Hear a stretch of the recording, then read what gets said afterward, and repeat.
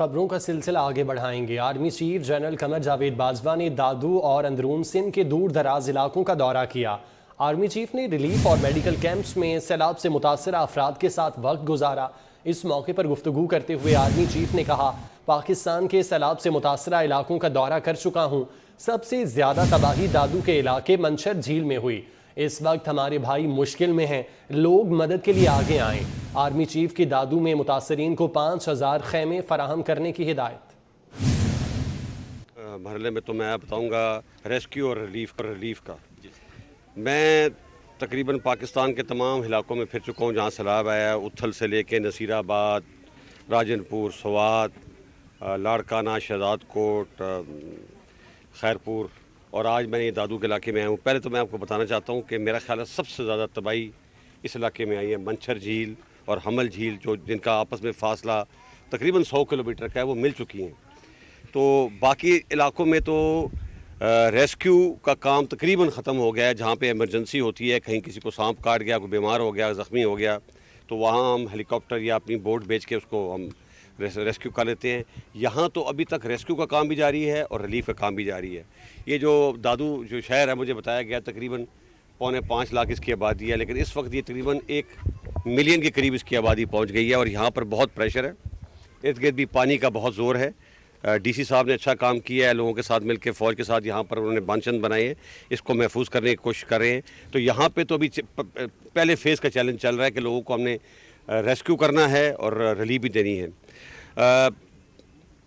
اس وقت پاکستان سے لوگ امداد دے رہے ہیں، پنجاب سے، خیبر پختونخوا سے کافی امداد آ رہی ہے، لیکن ہمیں توقع ہے کہ ہمارے جو سندھ کے لوگ ہیں، اربن اور رورل دونوں سے ریکویسٹ کروں گا کہ اس وقت ہمارے بھائی بہت مشکل میں ہیں، ان کے لیے آگے آئیں اور امداد لے کر آئیں، تاکہ ہمیں ہر چیز کے لیے انٹرنیشنل کمیونٹی کو نہیں دیکھنا چاہیے۔ حالانکہ انٹرنیشنل کمیونٹی نے اپنا کام شروع کر دیا ہے۔ ورلڈ فوڈ پروگرام کے لوگ بھی پہنچ گئے ہیں، یو ایس ایڈ کے لوگ بھی پہنچ گئے ہیں، سیکرٹری جنرل بھی آ گئے ہیں، امریکنز، یورپ، چائنا، پورا مڈل ایسٹ لوگ گیلونائز ہو گئے ہیں، فلائٹس آنی شروع ہو گئی ہیں، لیکن انہیں ایک لمٹ تک پہنچا سکتے ہیں۔ اپنے لوگوں کی ذمہ داری ہماری اپنی ہے۔ تو پہلے فیز میں تو ان کو ریسکیو ریلیف کرنا، ری ایبلیٹیشن میں ایک بڑا چیلنج ہے۔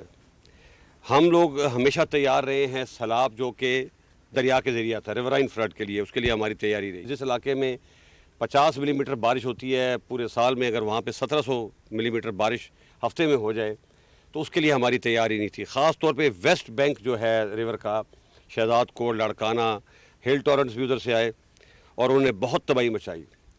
گورنمنٹ نے 2017 میں ایک اسٹڈی کرائی تھی ایک ہالینڈ کی کمپنی سے، لوئس برجر سے، جس میں سیلاب جو دریا سے آتا ہے اس کے بارے میں اسٹڈی تھی، لیکن ابھی ہمیں دوبارہ اس کو ری وزٹ کرنا پڑے گا، کیونکہ ابھی ہم نے یہ جو نیا فنومنا بیچ میں آ گیا اور یہ رہے گا کہ ویسٹ آف انڈس ہم نے کیسے اس کا علاج کرنا ہے، چیک ڈیمز بنانے ہیں، کوئی ہم نے ڈرینیج سسٹم بنانا ہے۔ جب تک یہ نہیں ہوگا تو یہ بار بار یہ لوگ تنگ ہوتے رہیں گے۔ اس پہ تو ہم نے کام شروع کر دیا ہے۔ میں نے خود اپنی آرمی انجینئرز کو ایک ٹاسک دیا ہے، انیشل اسٹڈی انہوں نے کر لی ہے۔ اگلے ہفتے ہم تمام جو چیف منسٹرز اور پرائم منسٹر کو اس پہ بریف کریں گے تاکہ ہمارا اس پہ کام شروع ہو جائے۔ انٹرنیشنل ایکسپرٹس بھی آ رہے ہیں، ان کی بھی مدد لیں گے۔ لانگ ٹرم میں ہم نے ان لوگوں کو جو بے گھر ہوئے ہیں ان کے لیے بھی ہمیں کچھ سوچ رہے ہیں۔ میرے دماغ میں ایک آئیڈیا آیا ہے کہ ہم ایک پری فیب ولیج بناتے ہیں، اور اس میں خوبی یہ ہے کہ وہ ولیج چند دنوں میں بن جاتا ہے۔ ہم 50 سے 100 گھروں کا ایک ولیج بنائیں گے، جگہ ہم سلیکٹ کر رہے ہیں، یا بلوچستان میں ہوگی یا سندھ میں ہوگی، اور ایک 2 بیڈ روم، ایک کچن اور ایک باتھ روم کا جو گھر ہے وہ تقریباً 5 لاکھ میں بن جاتا ہے، اور اس کی لائف بھی بہت لمبی ہوتی ہے، 50 سال سے 100 سال تک رہتا ہے۔ اس کو اگر ہم کسی ہائی جگہ پہ بنا دیں تو ایک تو وہ لوگ محفوظ رہیں گے، کوالٹی آف لائف بھی ان کی امپروو ہو جائے گی۔ تو ہم اس طرح بھی جا رہے ہیں۔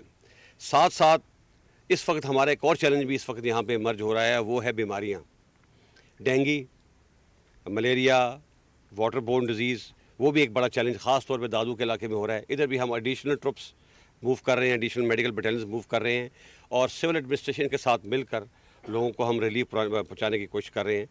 چیلنج ہے، لیکن چیلنج میں اپرچونیٹیز بھی ہوتی ہیں۔ اس سے ہم نے کافی کچھ سیکھا ہے، اور مجھے امید ہے کہ آئندہ گورنمنٹ کے ساتھ مل کے اچھی پلاننگ کے ساتھ ہم ان لوگوں کی زندگی پہلے سے بہتر کر سکیں گے۔ آج مجھے بتایا گیا ہے کہ کوٹری بیراج کے اوپر 5 لاکھ کا ریلا گزر رہا ہے. جس وقت دریائے سندھ میں پانی کم ہو جائے گا تو منچھر جھیل کا جو ڈرینیج ہے وہ دریائے سندھ میں وہ بھی جاتا ہے. تو جو ہی وہ وہاں پر دریائے سندھ کا ریلا گزر جائے گا تو یہ پانی یہاں سے پانی کم ہونا شروع ہو جائے گا, اور ابھی کم ہونا شروع ہو بھی گیا ہے. ابھی بھی کئی جگہ پہ 8-8 10-10 فٹ پانی ہے, لیکن کم ہونا شروع ہو گیا ہے.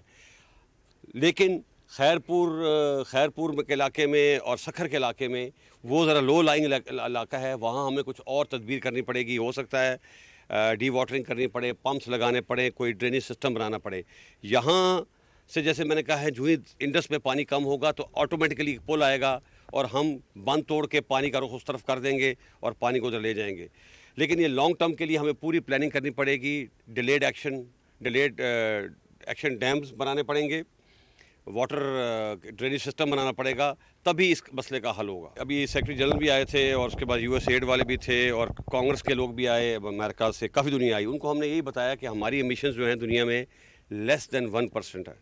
2010 میں بھی بہت بڑا فلڈ آیا, 2022 میں بھی فلڈ آ گیا, جبکہ ہماری کنٹریبیوشن تو نہیں ہے. تو لوگوں کے کام کی وجہ سے ہمیں مصیبت ہو رہی ہے, ہمارے گلیشیئرز بھی پگھل رہے ہیں.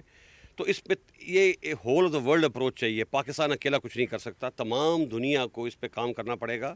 اور دنیا میں ابھی لوگوں نے آوازیں اٹھانی شروع کر دی ہیں کہ اگر ہم نے یہ نہ کیا تو تمام دنیا میں یہ مصیبت آ سکتی ہے. اس سال آپ نے دیکھا ہوگا کہ ہمارا ونٹرز کے بعد فوراً ہم سپرنگ آیا نہیں اور سمر میں چلے گئے.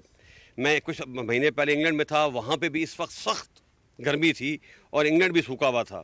تو یہ گلوبل وارمنگ کا ایفیکٹ سب جگہ پہ آ رہا ہے. سیچن میں جو ہمارے گلیشیئرز ہیں وہ بھی پگھل رہے ہیں. تو یہ تمام دنیا کو ہم باور کرا رہے ہیں کہ یہ whole of the world approach ہے. اس کا حل یہی ہے کہ ہم رینیوبلز کی طرف جائیں اور آلٹرنیٹیو انرجی کی طرف جائیں. یہ جو ہم ہائیڈرو کاربن کا استعمال کرتے ہیں, تیل سے بجلی بناتے ہیں اور کوئلہ جلاتے ہیں, اس سے آہستہ آہستہ ہمیں نکلنا پڑے گا. پاکستان میں مزید بڑے ڈیم بنانے پڑیں گے. کس جگہ بنانے پڑیں گے اس کے بارے میں نہیں کہہ سکتا. ڈیم بنانے پڑیں گے, سوات میں بھی نیچے تک ڈیم بنانے پڑیں گے تاکہ ہم پانی کو کنٹرول کر سکیں, اس سے ہم بجلی پروڈیوس کر سکیں اور پولوشن کو اور یہ جو گلوبل وارمنگ ہو رہی ہے اس کو کم کر سکیں. بلوچستان میں 14 ستمبر تک بارشوں کا نیا سلسلہ شروع ہونے کی پیشگوئی ہے. پی ڈی ایم اے نے خضدار، کلات اور لسبیلا کے لیے الرٹ جاری کر دیا. 3 اضلاع میں 14 ستمبر تک گرج چمک کے ساتھ بارشیں متوقع ہیں. تینوں اضلاع کی انتظامیہ بارشوں کے نئے سپیل کے حوالے سے الرٹ رہنے کی ہدایت کی گئی ہے.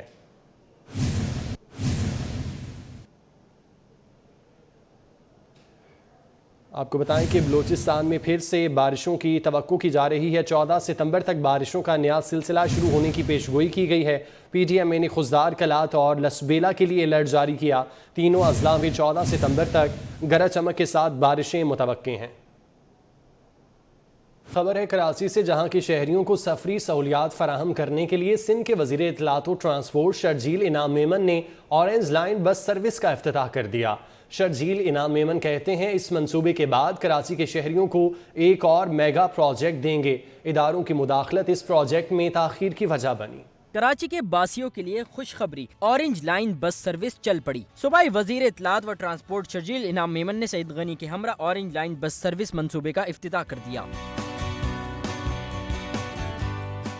میڈیا سے گفتگو میں شرجیل انعام میمن نے کہا کہ 10 سے زائد اداروں کی مداخلت کے باعث یہ منصوبہ تاخیر کا شکار رہا. سندھ حکومت نے اس منصوبے کے لیے دنیا کی بہترین بسیں کراچی کو دی ہیں. پیٹرول مہنگا ہونے کے باوجود کرایہ محض 10 سے 20 روپے رکھا گیا ہے. انہوں نے جلد ایک اور میگا پروجیکٹ شہریوں کو دینے کا وعدہ بھی کیا. پیٹرول کی قیمتیں مہنگی ہیں، ان حالات میں جب ڈیزل کی قیمتیں مہنگی ہیں تو پہلے پیپلز بس سروس آئی جس کا میکسیمم کرایہ 50 روپے رکھا گیا، جو کہ عام سادی بسوں سے بھی سستا تھا.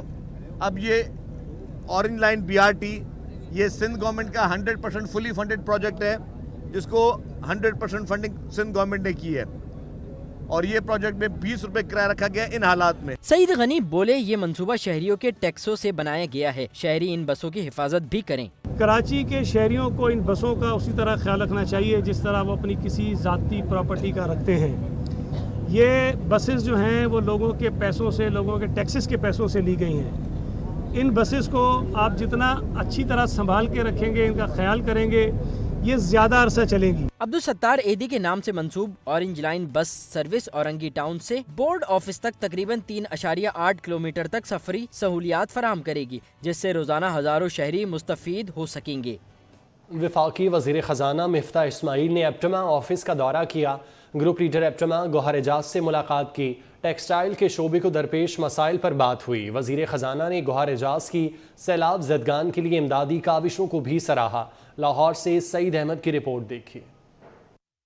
वफाकी वज़रा मिफ्ता इस्माइल और ख्वाजा साद रफ़ीक ने एप्टमा ऑफिस का दौरा किया। इस मौके पर ग्रुप लीडर एप्टमा गौहर एजाज के साथ खुसूसी नशिस्त हुई। मरकजी चेयरमैन एप्टमा अब्दुल रहीम Nasir, chairman Punjab Hamid Zaman, senior vice chairman Kamran Arshad, chairman FBR Asim Ahmad भी मौजूद थे। Chief collector Chaudhary Zulfiqar, chief collector customs रुबाब सिकंदर, कलेक्टर कस्टम्स मोहसिन रफ़ीक, additional collector airport Ali Abbas Gardezi समेत दीगर सनतकार शरीक हुए। वफाकी वज़ीर ख़जाना ने गौहर एजाज की सैलाब ज़दगान के लिए काविशों को सराहा। उन्होंने बताया कि गौहर एजाज ने वज़ीर आज़म फ्लड रिलीफ फंड में 40 करोड़ रुपए अतिया किए, साथ ही 1.5 लाख मुतासरीन के लिए राशन का बंदोबस्त भी किया।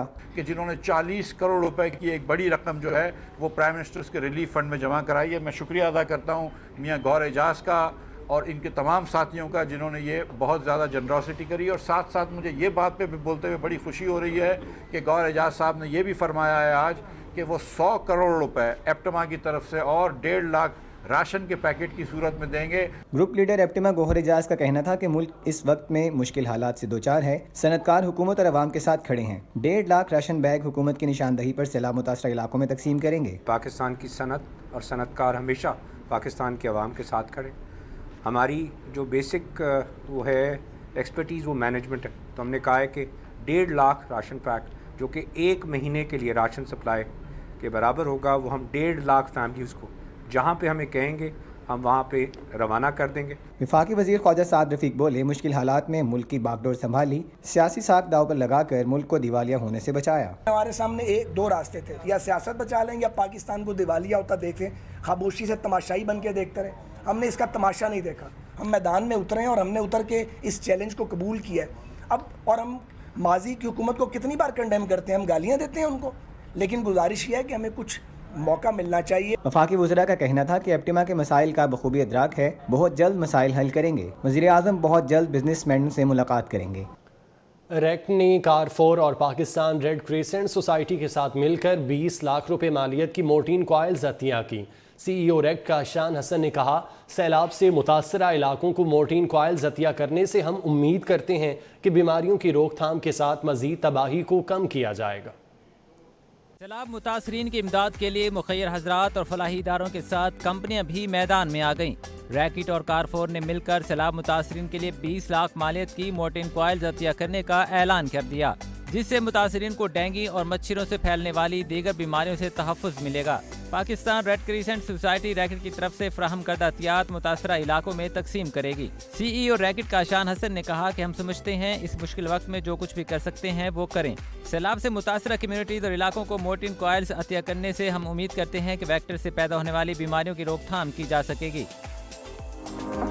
आज जो पाकिस्तान के हालात हैं, जो तबाही हुई है इन फ्लड्स की वजह से, इसलिए हमने ये फैसला किया है कि हम लोग कारफोर के साथ पार्टनर करें। हमारे एक वैल्यूड कस्टमर हैं ये, और इनके साथ मिल कर के मोर्टीन की डेंगू अब नहीं कैंपेन में हम लोग जो हैं वो 1 लाख कॉइल्स डोनेट करना चाहते हैं फ्लड अफेक्टीज के लिए। काफोर के कंट्री मैनेजर उमर लोधी ने कहा कि हम सैलाब मुतासरीन की खिदमत के मकसद के लिए टीम बनाने पर रैकेट के शुक्रगुजार हैं, क्योंकि इससे बहुत सी जानें बचाई जा सकेंगी।